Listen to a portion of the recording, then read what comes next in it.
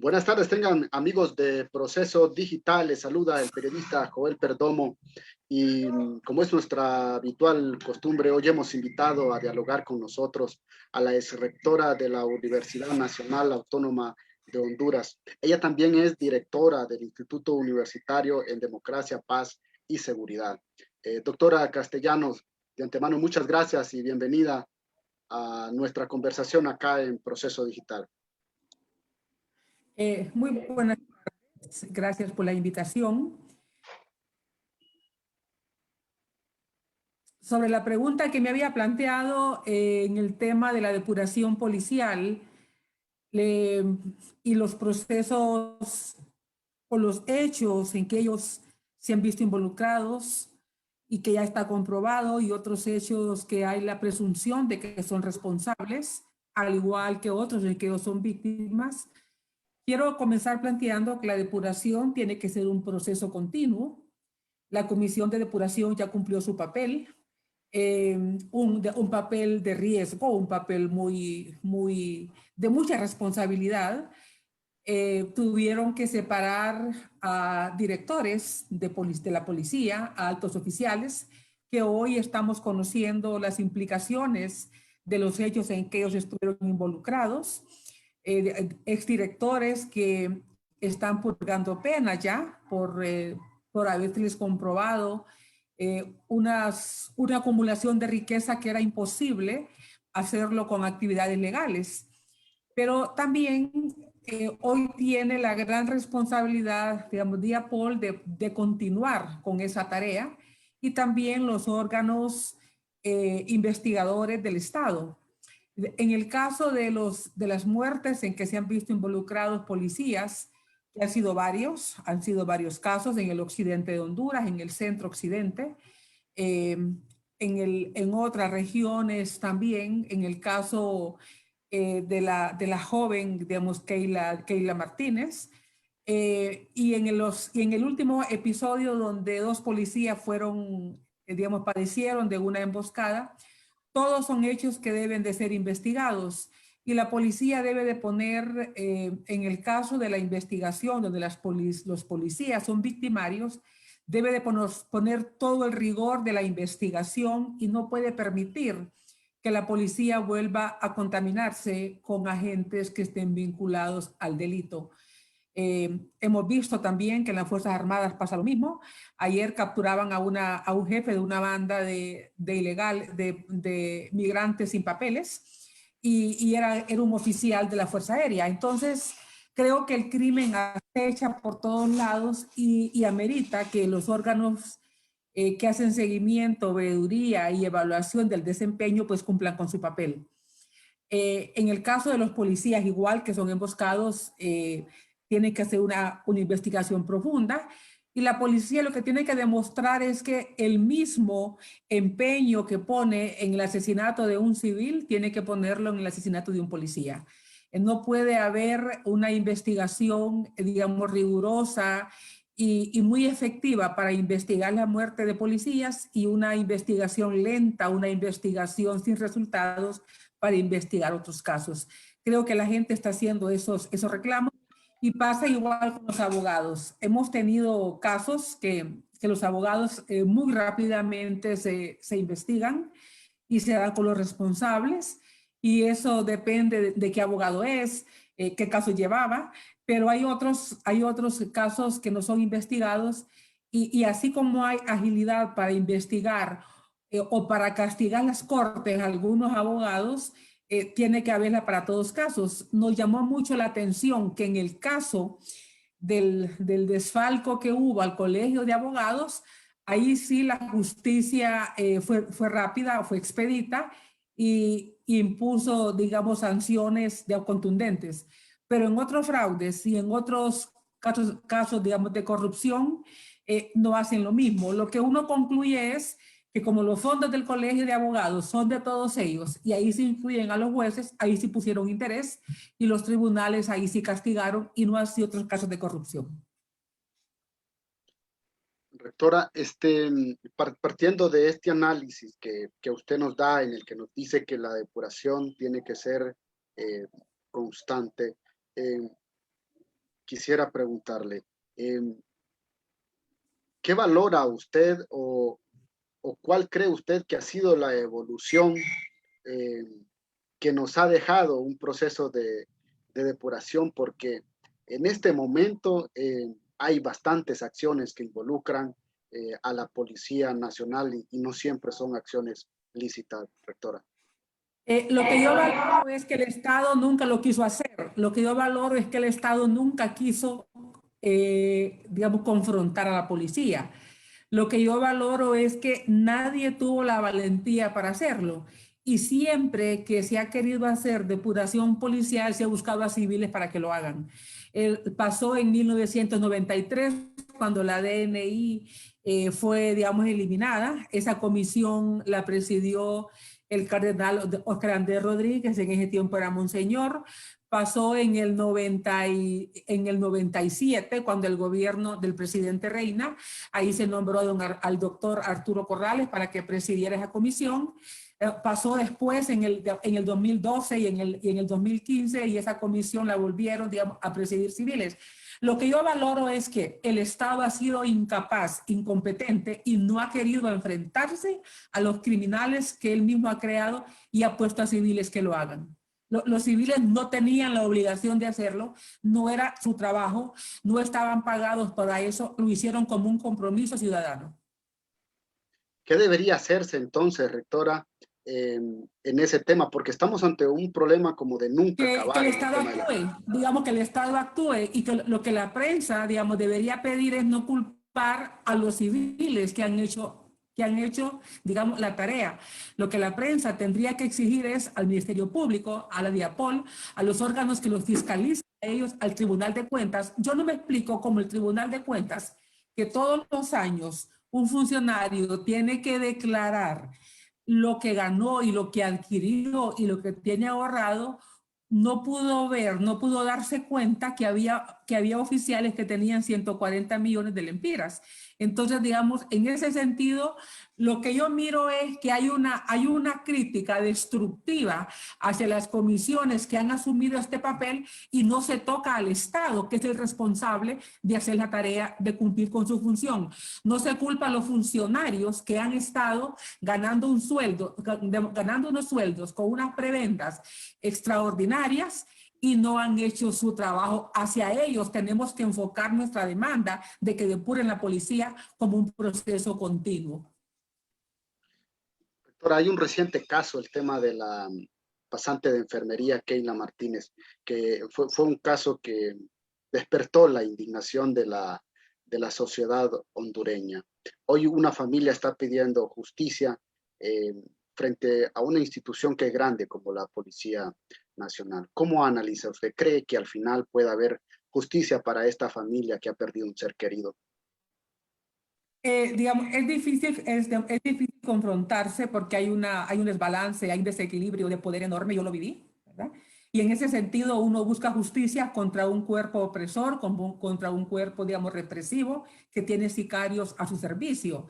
Y en ese sentido yo le reitero lo mismo: nuestra demanda debe ser al Estado. El Estado es el responsable de la investigación criminal. El Estado es el responsable de castigar a los que cometen delitos. El Estado tiene funcionarios para eso. El Estado asigna cantidades millonarias en un presupuesto para que funcionen esas instituciones. Entonces nosotros, como siempre, vamos con el más débil. A quien atacamos es a los que tratan de hacer el trabajo que no les corresponde y que no quisieron hacer otros. Yo, digamos, reitero, es el Estado el responsable de que se investigue a la policía corrupta y a la policía criminal. Ahora, rectora, vamos... Cualquier civil que haga ese tipo de trabajo pone en riesgo su vida. Y estas diferentes comisiones que desde 1993 ya son 30 años casi de lucha por depurar la policía. Aquí el reclamo que hay que hacer: Estado, funcione. Estado, gánense el dinero. Funcionarios, hagan su trabajo. Ya, sí. Rectora, le consultaba también, vamos al otro extremo. Recientemente también se han dado algunos casos en que también la policía ha sido víctima. Por hacer un recuento de los hechos, un asesinato de un policía en Olancho, recientemente 2 policías asesinados en la colonia Cerro Grande, anteriormente también en una colonia asesinaron a un policía. ¿Cómo contextualiza usted este tipo de hechos, este fenómeno que se está dando también? ¿Cree que obedezca a algún tipo de respuesta de la población a, a quien en su momento se ha considerado que sean victimarios, que sean personas que estén vinculadas en acciones No, ilícitas? no En este caso, tengo, no, digamos, no tengo ninguna hipótesis sobre esos casos. No puedo aventurar, porque no sería de mi parte correcto, digamos, lanzar ninguna aseveración. Lo que debo decir que es un hecho, digamos, condenable, un hecho que debe de investigarse de manera científica y rigurosa, que no debe de quedar en la impunidad de estos casos, y creo que la policía tiene que aprender también las lecciones de estos lamentables hechos.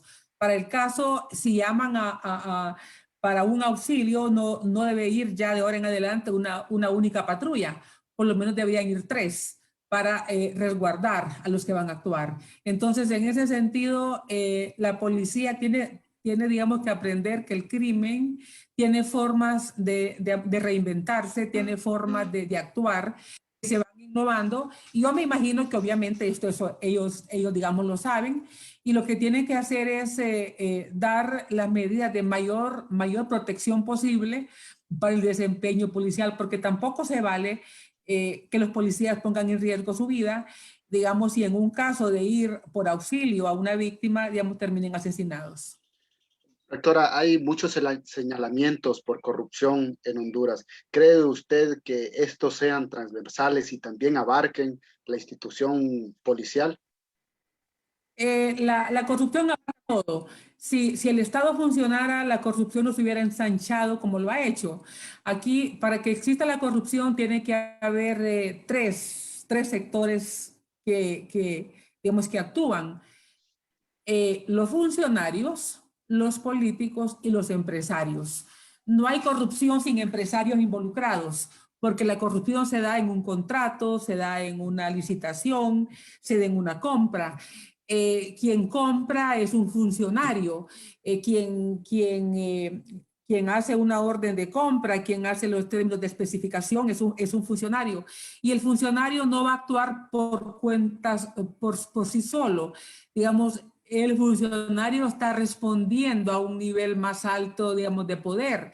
Entonces, por lo tanto, es un triángulo el que funciona, y ese triángulo está en la mayoría de las instituciones. No quiero decir en todas, porque de repente habrán unas muy pocas que se han librado de eso, pero en ese sentido es transversal, y no creo que eso cambie, porque ni con las próximas elecciones, porque lo que estamos viendo es que van a quedar los mismos que han estado gobernando, ya sea de manera partido y en conjunto con asociación y alianza con otros partidos. Doctora, ¿qué comentario o qué opina usted el hecho de que muchos ex policías y altos jerarcas estén siendo mencionados por la justicia de Estados Unidos por vínculos en el narcotráfico? Recientemente, la semana anterior, se formalizó una acusación contra el exdirector de la Policía Nacional, el Tigre Bonilla. ¿Qué opina al respecto? Bueno, lo que está en evidencia es que el crimen penetró todo.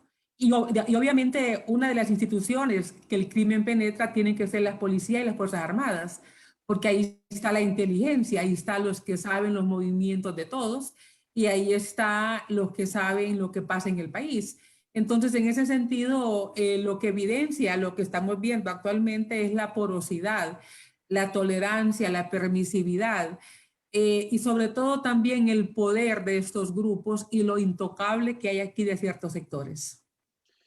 Rectora, se habla de estrechas relaciones entre estos jerarcas policiales y el crimen organizado, para este caso el narcotráfico. ¿Cree que estas relaciones puedan seguirse manteniendo actualmente en Honduras entre las instituciones de seguridad y la criminalidad organizada? Bueno, hemos visto incautaciones, hemos visto muchas acciones que han golpeado algunos de estos sectores. Lo que hay que ver es si se van a recomponer o no. Yo mejor esperaría el curso de los días y meses para ver qué pasa. Por ahora nada más tenemos elementos de acusaciones, señalamientos, enjuiciamientos, pero yo creo que vamos a estar viendo más cosas que vale la pena tocar en un futuro. Partiendo de esta premisa de la que usted habla, que hay una alta demanda de acciones que relacionan el narcotráfico, rectora, ¿cree que en este momento se esté reconfigurando el narcotráfico en Honduras? No tengo información precisa, no podría realmente plantearle una hipótesis con conocimiento, y no me gusta hablar con especulaciones. Yo creo que, como le planteaba, si uno ve las denuncias, si uno lee los medios de comunicación, las incautaciones, uno lo que se imagina es que hay un volumen muy grande de estas sustancias que pasan por el país. No tengo idea de cuánto es ese volumen. Uno sabe lo que decomisan, pero no lo que pasa. Entonces yo creo que uno, en este sentido, sobre todo como académico, debe de hablar con pruebas. Y en ese sentido yo creo que hay que atenernos a los hechos y a ver qué pasa en los meses posteriores. Ya, finalmente, rectora, ante esta serie de acontecimientos, ¿cómo queda la autoridad en Honduras?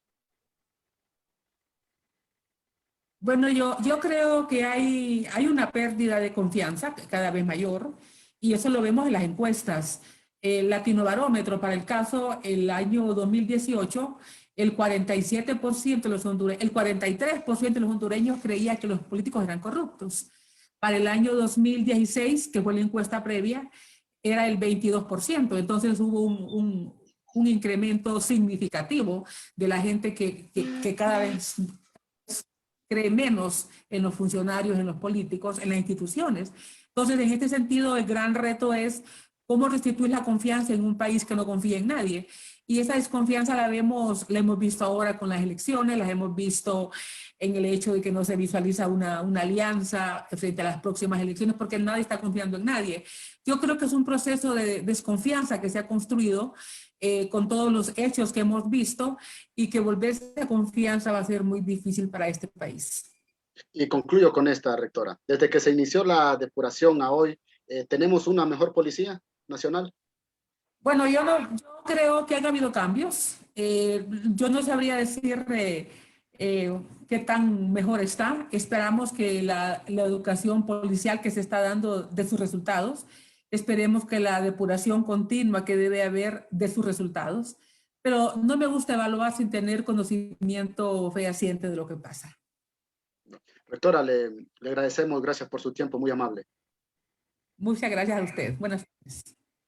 Gracias a la exrectora de la Universidad Nacional Autónoma de Honduras, Julieta Castellanos, quien también es directora del Instituto Universitario de Democracia, Paz y Seguridad, UTPAD, siempre de la Universidad Nacional Autónoma de Honduras. A todos ustedes, muchas gracias por el favor de su atención. Nos seguiremos encontrando en una nueva entrevista. Que pasen feliz tarde.